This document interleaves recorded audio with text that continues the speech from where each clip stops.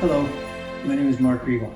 I'm the president of the Pennsylvania Teacher Company, and I'm here tonight to read to you Pennsylvania Dutch Night Before Christmas. Before I begin, I have to get into character and practice my Dutchy accent, so allow me. Erkskani. There we go. DPX. Throw the cow over the fence some hay. Let's begin. It was the night before Christmas, and all over the farm. Nothing was trusted, no cause for alarm. The socks were all hung by the chimney just so, with the hopes they get filled up from ankle to toe. The nicks nooks and snoozing without any sound, in their heads clear toy candies been dancing around. And Mama and me, Velvy out in the light, crawled under the covers and snuggled up tight. Then from the outside we heard something fierce that made open our eyeballs and rattled our ears. It was crashing and banging, and could it be true? Did our ears deceive us, or was that a moo? Then off to the window we ran in the dark, kicked the dog accidental, he started to bark.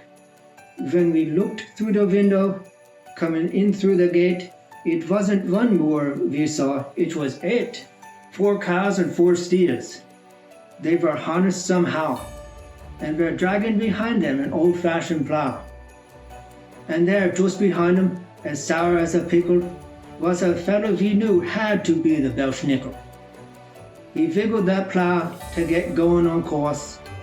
I think he'd done better if he had a horse. So doflich and slow these 8 dummers did run, and he growled and he grumbled and yelled at each one. Now Jackie, now Becky, now Rachel, Josiah, on Menno, on Sarah, Esther, Obadiah. And watch where you're going, there's nothing on Varzer. Then stomping your hoofs into stray fertilizer.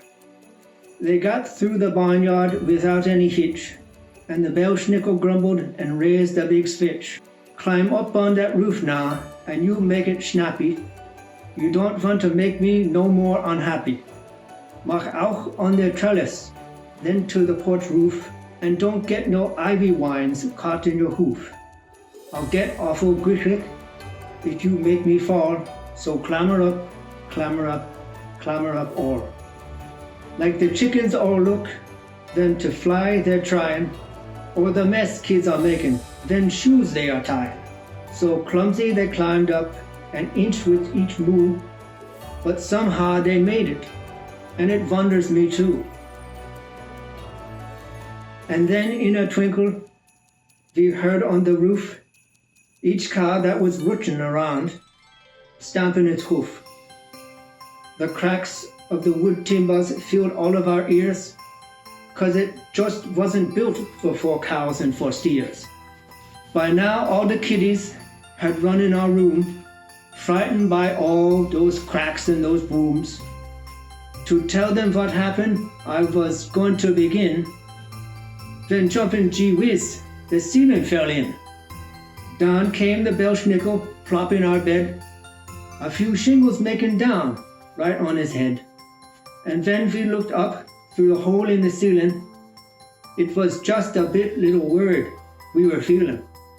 For there overhead was that 8-headed cattle, still stomping so hard that it made the walls rattle. We felt as if we'd all been cursed and vexed, and that cows would fall down into our bedroom next. But they on the roof stayed, and I wiped away sweat, then looked at that scary old Belschnickel yet. He had got to his feet and was brushing his breeches, holding his sack and using his switches.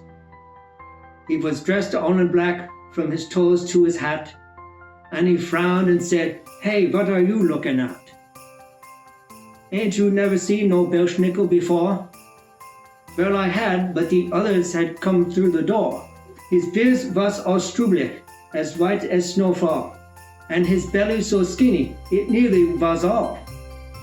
I couldn't help thinking that this crabby guy could use a few dumplings and shoe fly pie. His eyes, they looked angry, but though they seemed wild. When he looked at the kiddies, he just sort of smiled. Then he wiped it away like he had made a mistake, or for him some schnitz und Kep Mama should make. Then he asked all the kiddies, have you been bad or sweet? If it's good that you've been, then I'll give you a treat. But if you've been bad, then I'll warm your britches with one of my special bad kitty switches. They said they'd been good and were telling the truth. Still he glowered at Amos, he grimaced at Ruth. He frowned down at Abner, who just kind of grinned, and the Belschnickel leaned down and tickled his chin.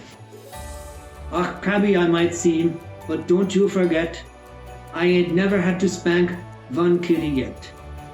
It just might be something around in the air, makes the kiddies act better at this time of year. The switches he dropped, and he opened his sack, and he handed out oranges, yo-yos and jacks. A dolly for Ruth, and a wood horse for Amos. We laughed as we watched him, and who could blame us? And finally he gave to Abner a teddy. With that final gift, to leave he was ready. But he said as he crawled over shingles and sticks, I'll send over Stutzfuss your broke roof to fix. Then he trunked the hole through up to his waiting plow, and he yelled to his livestock, get going and now, down to the ground and without no complaint, until we get done and the house is all inked. They sprung off the roof to the yard way below, where they got stuck in near 40 inches of snow. And that Belschnickel yelled, brushing snow off his head, Merry Christmas to all. Now just go back to bed. Thank you. Now a little bit about the Belschnickel. In Pennsylvania Dutch country, the Belschnickel often replaces Santa Claus. The Belschnickel is a crotchety old man, thin and bearded, wearing a long coat that comes down to his feet. In one hand he carries a bag of treats, and in the other he has switches, apparently to spank bad children, though there is no recorded incident of this ever happening. Instead of coming down the chimney, the Belschnickel usually knocks on the door and is admitted by the parents. The Belschnickel then grills the children on their behavior during the past year. Though he may frighten them with the switches, all get treats, and it is this Belschnickel who has been blended with the more commonly known Santa Claus in the story. So I hope you enjoyed the Pennsylvania Dutch Night Before Christmas, written by Chet Williamson. Merry Christmas.